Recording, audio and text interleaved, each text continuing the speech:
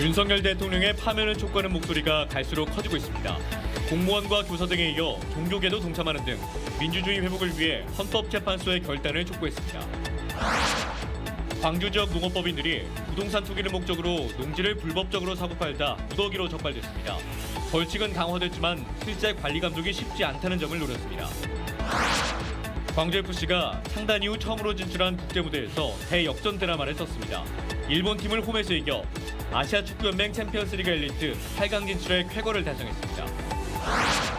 전남도가 고향사랑 기부금 모금액 3년 연속 1위를 목표로 내세웠습니다. 기부자들에게 감사의 뜻을 전하기 위해 명예의 전당을 마련했습니다. 여러분 안녕하십니까? KBC 8시 뉴스 시작합니다. 내란죄 피고인 윤석열 대통령의 탄핵 심판 선고를 앞두고 정치사회적 갈등과 혼돈이 갈수록 확산되고 있습니다. 광주 전남 시도민과 지역사회단체는 윤 대통령을 하루빨리 파면해 국론 통합에 기여해야 한다고 요구했습니다. 신대희 기자입니다. 민정부인 윤석열을 파면한다! 흰 장갑을 끼고 빨간 띠를 맨 조합원들이 경쾌한 노래에 맞춰 율동을 하며 윤석열 대통령의 파면을 촉구했습니다. 민주노총 광주본부는 탄핵 심판 선고가 늦어지면서 갈등과 혼란이 커지고 있다며 헌법재판소에 결단을 요구했습니다. 구속이 취소되었어도 윤석열은 여전히 내란을 일으킨 범죄자이며 그가 저지른 국가폭력, 헌법 파괴 행위를 국민들은 생생히 기억하고 있다. 광주 지역 공무원들과 교사들도 시국 선언을 통해 윤 대통령 파면으로 민주주의를 회복하고 국정을 정상화해야 한다고 촉구했습니다. 윤석열의 조속한 파면이 우리 사회를, 우리 민주주의를 다시 회복하고 지키는 길이라고 생각하기 때문에 단식 투쟁 중인 광주시의원과 구의원들은 윤 대통령에게 특혜를 줬다고 검찰을 비판했습니다. 검찰이 법원의 구속 취소 결정이 부당하다면서도 즉시 항고를 하지 않은 건 국민을 기만한 행위라는 겁니다. 지역 종교계도 윤 대통령을 풀어준 검찰은 역사의 죄인이라고 지적했습니다. 즉시 항고를 하지 않는 검찰의 행태에 대단히 큰 분노를 느낍니다. 곧 8대0 탄핵이 인용되면은 그들이 스스로 잘못을 인정할 수밖에 없는 상황으로 갈 거라고 봅니다. 헌법재판소가 12.3 비상계엄 선포 과정에 헌법과 법률적 위반이 있었는지 명쾌한 결론을 내려야 한다는 목소리가 커지고 있습니다. 광주와 전남 시민사회는 지역과 서울에서 시국대회를 이어가겠다며 탄핵안이 만장일치로 신속히 인용돼야 한다고 강조했습니다. KBC 신대입니다. 광주 지역 농업법인들이 부동산 투기를 목적으로 농지를 불법적으로 사고 팔다 무더기로 적발됐습니다. 불법 행위에 대한 벌칙은 강화됐지만 실제 관리 감독이 쉽지 않다는 점을 노렸습니다. 정경원 기자가 보도합니다. 고흥의 한 농지입니다. 광주 소재의 한 농업법인은 이 농지를 사들인 뒤 경작하지 않고 태양광 시설을 설치했다가 매각했습니다. 또 다른 농업법인은 농업용 창고를 마트 물류창고로 임대해 해마다 수천만 원의 수익을 올렸습니다. 광주시 감사위원회가 광주 농업법인 983곳을 대상으로 특정 감사에 나서 불법 행위를 해온 114개 법인을 적발했습니다. 이들은 불법 농지 거래를 하거나 농업과 관련 없는 사업을 해왔습니다. 농지를 매수한 뒤 얼마 지나지 않아 되팔거나 농지를 방치하다가 매도해 시세 차익을 얻었습니다. 개발이 돼버리고 이미 다 팔아버렸습니다. 불과 산지 1년부터 4년 사이에 다 팔아버린 거죠. 그렇게 해서 시세 차익을 몇십억을 얻은 그런 농지도 있었습니다. 농업법인의 불법 농지 거래가 만연하자 지난 2022년 8월 벌칙 조항을 강화한 농어업 경영체법이 개정됐습니다. 그러나 농업인 지분 10%만 있으면 농업법인을 만들 수 있을 정도로 설립이 쉽지만 관리 감독은 어렵다 보니 불법 행위가 계속되고 있습니다. 농업법인은 전국 각지의 농지를 제약 없이 살 수 있는데 법인 소재지 지자체가 일일이 경작 여부를 확인하기 어렵다는 맹점이 있습니다. 전국에서 처음으로 지방세 자료를 활용해 농업법인의 불법 행위를 적발해낸 광주시 감사위는 앞으로도 농업법인을 가장한 부동산 투기를 근절하는 데 힘쓰겠다는 방침입니다. KBC 정경원입니다. 5월 1일 정경원입니다. 5월 1일 5월 1일 무안공항 조기 개항 건의안을 채택한 전남도의회가 제주항공 참사 유가족들을 만나 사과했습니다. 전남도의회는 어젯밤 8시쯤 무안국제공항을 방문해 유족들의 마음을 헤아리지 못해 죄송하다면서 무안공항 재개항 시점을 국토교통부의 계획보다 앞당기려는 뜻은 아니었다고 밝혔습니다. 이어 유가족들과 협의해 제주항공 참사 진상규명을 촉구하는 특별법 제정 촉구 결의안을 논의하겠다고 설명했습니다. 네, 광주FC가 창단 이후 처음으로 진출한 국제무대에서 대역전 드라마를 써내며 K리그의 자존심을 지켰습니다. 시도민 구단 최초로 아시아축구연맹 챔피언스리그 엘리트 8강 진출을 이뤄낸 데 이어 K리그1 우승 상금보다 많은 6억 원의 상금도 확보했습니다. 정의진 기자입니다. 경기 종료까지 2분밖에 남지 않은 상황. 8강 진출을 결정짓는 아사니의 골이 터집니다.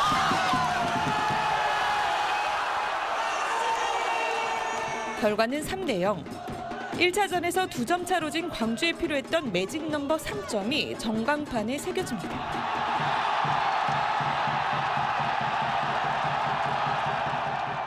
사실 경기 전까지만 해도 광주의 8강 진출은 어려울 것이란 관측이 지배적이었습니다.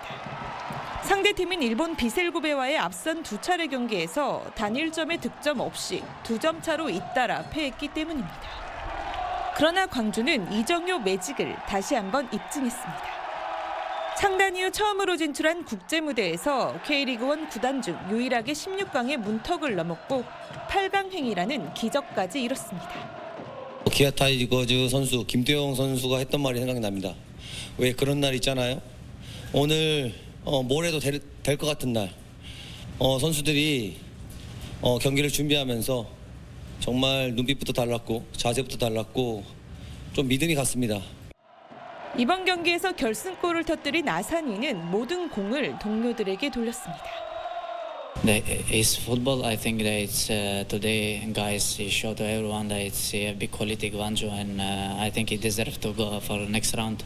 And I think he make very big history for the Gwangju. And 역대 시도민 구단 중 최초로 ACL 무대 8강에 오르며 K리그1 우승 상금 5억 원보다 많은 6억 원의 상금까지 확보한 광주.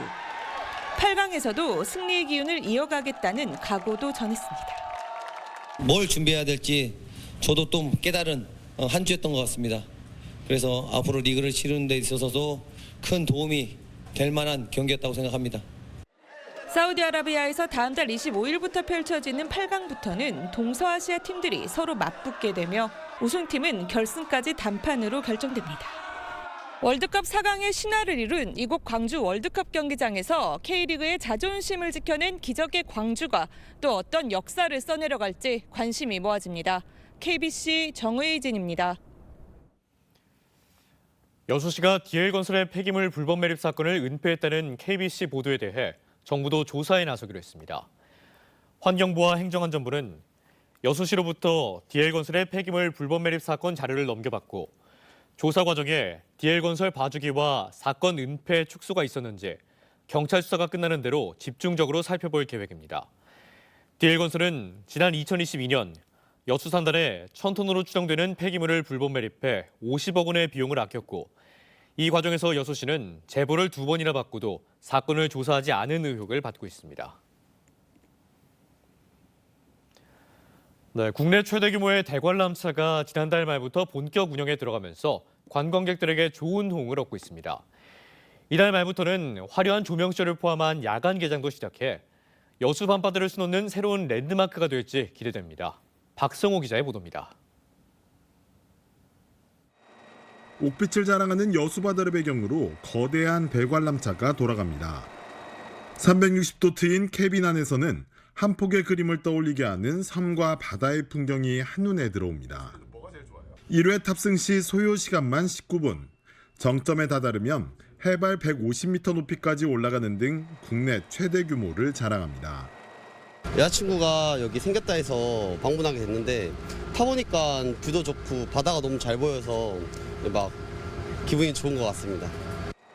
지난달 28일부터 운영을 시작한 여수 대관람차의 이용객은 평일 1,000여 명, 주말에는 3,000여 명에 달합니다. 최근 여수 관광이 콘텐츠 부족으로 어려움을 겪고 있다는 점을 감안하면 연착륙에 성공하며 새 랜드마크로 자리를 잡아가고 있다는 평가입니다. 특히 이번 달 말부터는 조명 시설 등을 보강해 야간 개장을 시작하고 상설 공연을 기획해 연인 등 젊은 층 공략에 나선다는 계획입니다.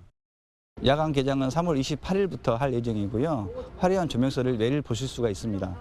4월부터 본격적으로 운영을 시작하면 여수의 랜드마크로 부상할 것입니다.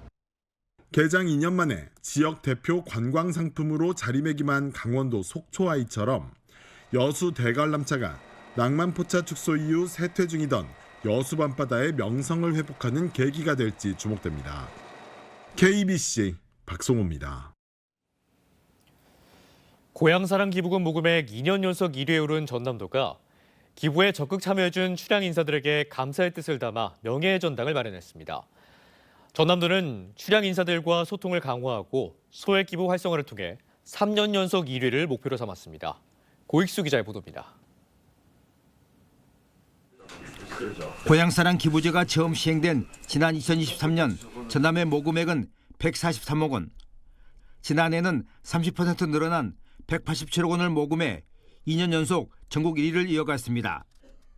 이 기부금을 활용해 시골 보건소에 소아청소년과를 개설하고 대형 빨래가 버거운 취약계층을 대상으로 마을 공동 빨래방이 운영되고 있습니다. 이 모든 것이 출향인의 적극적인 참여로 이루어졌습니다. 출향 인사들이 금액과 상관없이 고향을 사랑하는 마음으로 기부에 나서 고향 발전에 기여하겠다는 마음입니다. 우리가 살아온 터전을 지키고 더욱 발전시키기 위한 작은 사랑의 실천이라고 생각을 합니다. 모든 기부자 여러분들의 따뜻한 마음이 모여 전라남도를 더 나은 미래로 이끌 것입니다. 전라남도는 출향인들에게 감사하는 마음으로 명예의 전당을 마련해 기부 문화 확산에 힘을 실었습니다.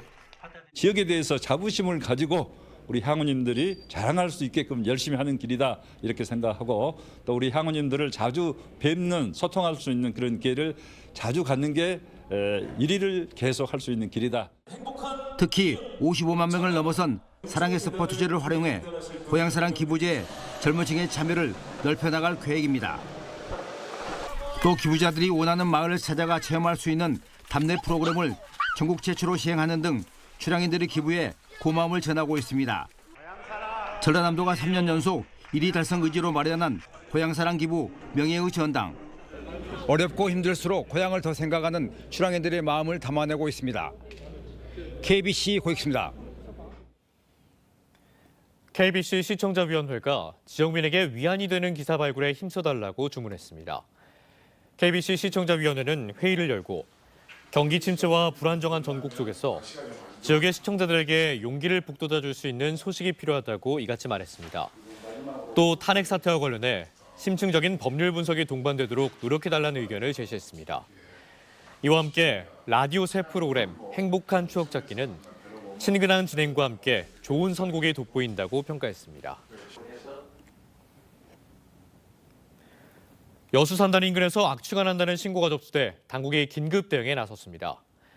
여수시는 오늘 오전 10시 반쯤 여수시 평여동 국가산단 일원에서 가스 냄새가 심하게 난다는 신고가 접수돼 유해 화학물질 누출 여부를 조사하고 있다고 밝혔습니다. 악취 모니터링 결과 황화수도 냄새가 감지됐지만 구토나 두통을 일으킬 만큼은 아닌 것으로 전해졌으며 아직까지 냄새의 원인은 찾지 못한 상태입니다. 광주 전남 지역 학생들의 사교육비와 사교육 참여율이 전국 17개 시도 중 가장 낮은 수준인 것으로 조사됐습니다.